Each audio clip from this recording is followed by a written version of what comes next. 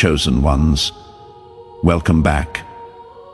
The light has brought you back to us once more. I carry an urgent and sacred message today, and this message is not for everyone. If you are not walking the divine path, if your heart is not aligned with truth, obedience, and spiritual discipline, this video will feel uncomfortable. You might feel restless.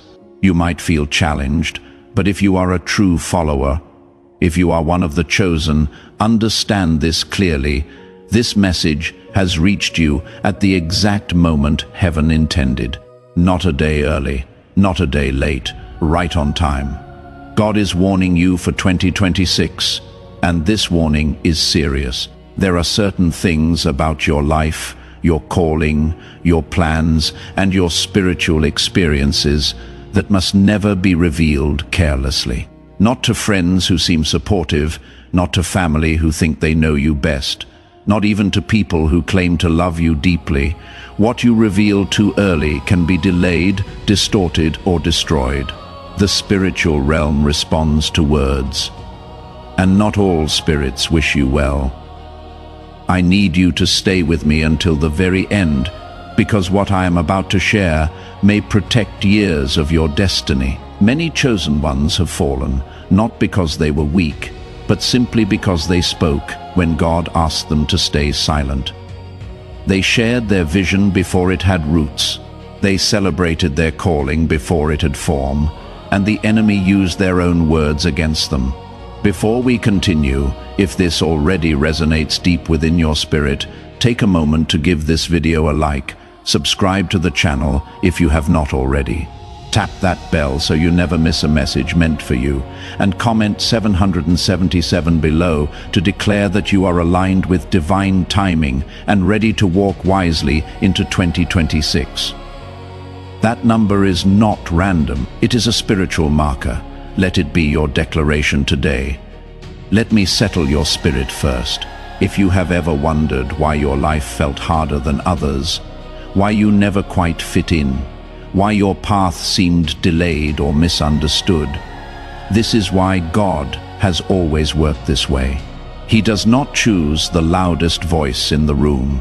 He does not choose the proudest heart or the most celebrated talent. He chooses the ones the world ignores. He chooses the ones shaped in silence, refined in obscurity. Look at the pattern throughout Scripture. Moses was not confident. He questioned God repeatedly. He felt unqualified for the mission God assigned him. Elijah carried tremendous power, yet also battled deep exhaustion and moments where he wanted to give up entirely. David was not even invited to the table when the prophet came looking for a king. His own father forgot about him while his brothers stood in the spotlight. That is not coincidence. That is divine strategy. God hides his greatest instruments in plain sight until the right moment arrives. And you, chosen one, have been hidden for a reason. Not because you were forgotten, but because God was protecting what he was building in you. God chooses unlikely vessels because pride cannot survive the process he requires. If you had everything easy, if success came without struggle, you would rely on yourself. But God needed you to rely completely on him. He needed you to know what brokenness feels like, so you could recognize true healing. He needed you to experience rejection, so you could carry genuine compassion. He needed you to walk through valleys, so you would never forget who brought you through. You were shaped, not punished. Every hard season had purpose. Every closed door was protection. Every delay was preparation. Nothing was wasted. Many chosen ones struggle with self-doubt, and if that is you, hear me clearly. That doubt is not weakness. It is evidence that your heart is still teachable. The arrogant believe they are ready. The proud assume they have arrived. But the chosen ones know they have not. And that is exactly why God can trust them. You question yourself because you fear misrepresenting God, That fear is holy. Being overlooked did not mean you were unqualified. It meant you were being preserved. God did not expose you too early, because exposure without preparation destroys people. You were protected while others were promoted. You were trained in private while others were celebrated in public. Now you are beginning to understand why. Chosen ones are often misunderstood because they see things others miss. You have always felt things that others ignored. You noticed patterns where others saw randomness. You sensed motives beneath surface words. You felt spiritual heaviness in places where others felt comfortable. That awareness felt like a burden when you were young, but it is a gift. God gave you spiritual sensitivity early because you would need it later. That sensitivity is why crowds drain your energy, why noise exhausts you, why shallow conversations feel heavy. You are not antisocial, you are discerning. Your spirit filters more than most people can handle, and God knew that. That is why He trained you in solitude. Being chosen does not mean being perfect. Moses struggled with anger. Elijah battled fear. David made mistakes. God did not remove his calling because of their humanity. He worked through it. The calling is not fragile. It is anchored in grace. You may have felt different since childhood. You may have asked questions others did not care about. You may have felt drawn to spiritual things without understanding why. That pull was not imagination. That was recognition. Your spirit was recognizing its source before your mind could explain it. Many chosen ones grow up feeling like outsiders, even within their own families. Not because they are unloved, but because they are wired differently. Your values do not match the mainstream. Your tolerance for injustice is lower. Your hunger for truth is stronger. God placed you there to observe and learn, not to blend in. Chosen ones are not raised to fit comfortably into existing systems. They are raised to confront those systems. That is why comfort was never your primary teacher. Pressure taught you. Silence taught you. Waiting taught you. God allowed lessons. Others never had to learn because others were not assigned your role. There were seasons when you felt forgotten. Times when prayers seemed unanswered. Moments when you wondered if God skipped you. He did not. He was building depth while others learned how to perform. You learned how to endure. And endurance is rare. Your difficult background did not disqualify you. It qualified you. Your struggles did not delay you. They prepared you. Your isolation did not weaken you. It sharpened you. God was not absent. He was intentional. You were never behind. You were being aligned. Now let me tell you why silence is absolutely critical to protecting what God is building in you. The enemy does not primarily fear what you already know. He fears what you will become. He fears the fullness of your potential. He fears you walking completely in your calling. And one of the fastest, most effective ways to sabotage your future is to announce it prematurely before its appointed time. Every word you speak about your vision, your assignment, your spiritual progress, your plans releases energy into the spiritual realm. Words carry weight. Words create atmosphere. Words open doors. And here is what most people do not realize. Not all spirits listening are friendly. Not all ears hearing you are rooting for your success. Some are threatened by it. Some will oppose it. Some will actively work against it, even if they smile to your face. When you share too much too soon, you expose your seed before it has developed strong roots. Think about a seed planted in soil. In those early days, it is vulnerable. It needs protection. It needs darkness. It needs time to establish itself underground before it can break through to the surface. If you dig it up too early to show people, you damage it, you interrupt the process. The same is true spiritually. People who are not spiritually mature enough to understand what God is doing in you will judge it. They will criticize it. They will apply their limited perspective to your unlimited calling. People who feel threatened by your growth will resist it, sometimes without even realizing why. They will speak doubt. They will highlight risks. They will remind you of past failures.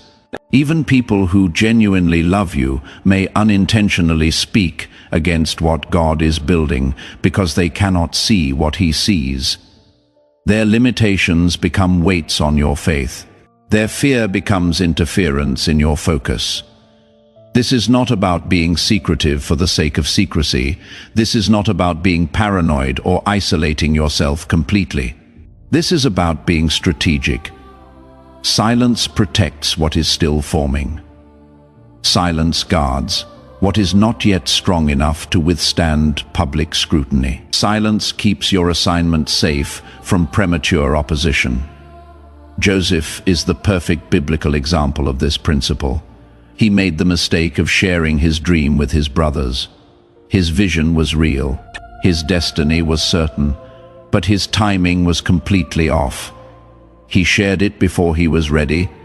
He shared it with people who were not ready. And what happened? His own brothers sold him into slavery. They could not handle his future. They could not celebrate his calling. His words became the very weapon used against him. Years of hardship followed that premature revelation.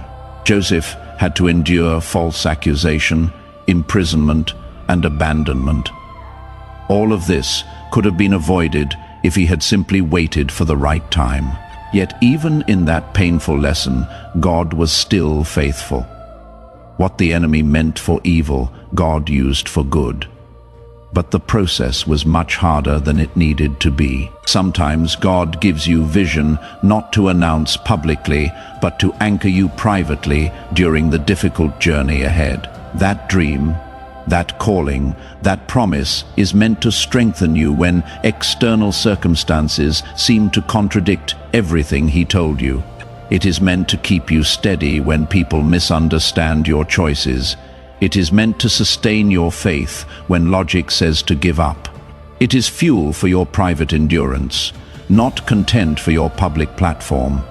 Sometimes God gives you vision not to announce publicly, but to anchor you privately during the difficult process.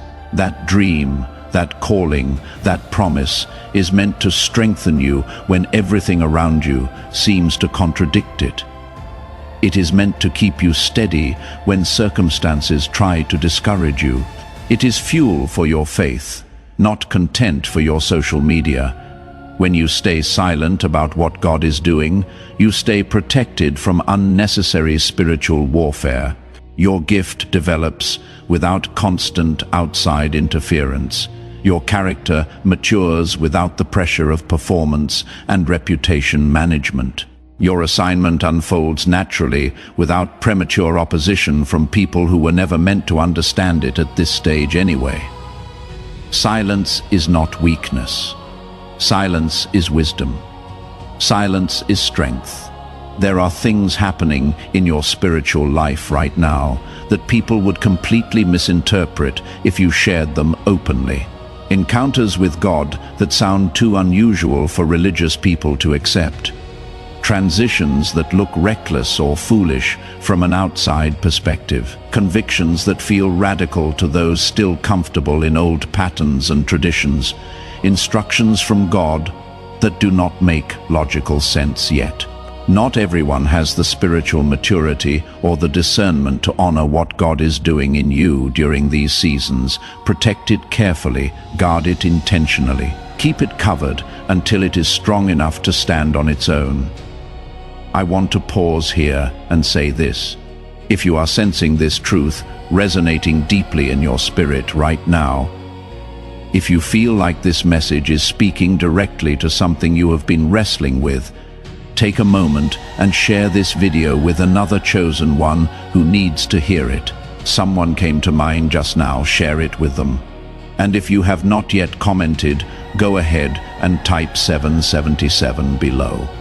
Let that be a marker for this moment. Sometimes, making a public declaration of private truth strengthens the discipline you need moving forward. Your comment might also encourage someone else who is silently watching and needs confirmation they are not alone in this journey. Let me give you 3 clear, unmistakable signs that you walk in this lineage, that you carry this calling. These are not vague descriptions. These are specific markers you can identify in your own journey. The first sign is that you have experienced prolonged seasons of waiting that seem to serve no purpose, not just brief delays or minor setbacks, but waiting that felt unbearable at times. Waiting that made absolutely no logical sense. Waiting that tested every ounce of your sanity and every fiber of your faith. Waiting that made you question if God forgot about you, if you misunderstood his promises, if maybe you were never meant for what you thought. But here is what you need to understand. That waiting was not punishment for something you did wrong. That waiting was preparation for something you are called to. Moses waited 40 long years in the wilderness, tending sheep before his real assignment even began. 40 years. That is half a lifetime for many people. David was anointed as king when he was just a boy, but he did not actually wear the crown until he was a full-grown man. Years passed, battles were fought. Betrayals happened. He ran for his life. He hid in caves, all while carrying the promise of kingship. God stretches time intentionally to build capacity in you. He expands the waiting to develop the strength you will desperately need later. If you can endure the weight of the wait, you can handle the weight of what is coming. The wait is not wasted. The wait is working for you, not against you. The second sign is an unusual level of spiritual sensitivity that others around you do not seem to possess. You feel things before they happen. You sense shifts in the atmosphere of a room before anything is said. You discern motives underneath the surface of people's words. You know when something is off, even when it looks perfectly fine on the outside. You pick up on spiritual climates that others walk right through without noticing. That sensitivity can feel overwhelming, especially when you are young and have not learned how to manage it yet. It can feel like a curse. You absorb emotions from rooms full of people. You feel drained after being in crowds. You need recovery time after social interactions. You have always been this way, and you probably thought something was wrong with you. But it is a gift. God gave you spiritual radar, spiritual discernment, spiritual sensitivity, because you would absolutely need it to navigate what is ahead of you. The assignments you will carry require you to see what others miss, to sense what others ignore, to discern what others overlook. You are not paranoid. You are not overthinking. You are not too sensitive. You are perceptive. You are discerning. Trust that inner knowing. It has already saved you more times than you even realize. It has kept you out of wrong relationships, bad decisions, dangerous situations. Honor it, develop it, steward it well. The third sign is an increasing, growing desire for alignment over approval. There was a time when you cared deeply, perhaps too deeply, about what people thought of you. You bent yourself trying to fit into expectations that were never meant for you. You performed to please others. You modified your personality to gain acceptance. You dimmed your light to avoid making others uncomfortable. You said yes when you meant no. You smiled when you wanted to cry. You stayed in places and relationships that no longer served your growth because you feared disappointing people. But something has shifted inside you recently. You can feel it. The change is undeniable. Now you would rather lose the crowd than lose yourself. You would rather be misunderstood by many than be fake with anyone. You would rather walk alone in truth than walk with a group in compromise.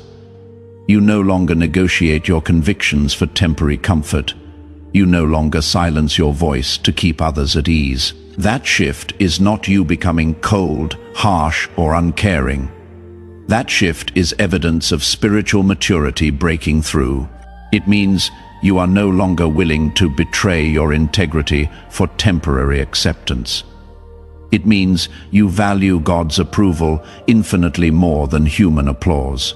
That kind of internal strength is rare in this generation. That kind of conviction is a clear sign of readiness for what God is preparing. If these three signs reflect your journey, if you recognize yourself in this description, you are not imagining this calling, you are not manufacturing identity out of thin air, you are not forcing meaning onto random circumstances. You are responding to genuine activation. This lineage does not announce itself with loud trumpets and bright lights. It reveals itself quietly through fruit, through peace that defies circumstances, through discernment that sees truth, through alignment that chooses obedience over convenience. You are not becoming someone else. You are finally becoming who you were always meant to be. And this is only the beginning. Now let me give you practical guidance so you can walk this path powerfully without burning out. This calling is demanding, but it is not meant to destroy you. God never intended your assignment to cost you your peace, your health, or your identity. Many strong spirits burn out not from doing evil, but from doing too much without wisdom. They burn out from carrying loads God never asked them to carry, from saying yes when God said wait, from hustling when God said rest. Let me say this clearly. Hustle is not holy. Exhaustion is not proof of obedience. God does not measure faithfulness by how drained you are. He measures it by alignment. If you are constantly depleted, something is out of order. Not in your calling, but in how you are carrying it. You must accept this. You are not the source. You are the vessel. When you try to become the source yourself, you will burn out. Moses learned this. Elijah learned this. David learned this. Now you are learning it too. Rest is not laziness. Rest is obedience. God built rest into creation because He knows your limits. When you rest, you are not stepping away from purpose. You are preserving it. Some of you feel guilty when you slow down. Release that guilt. It does not come from God. Another key is learning to say no without explanation. Chosen ones often overextend because they feel responsible for everyone. But responsibility without boundaries becomes resentment. God did not call you to be accessible to everyone.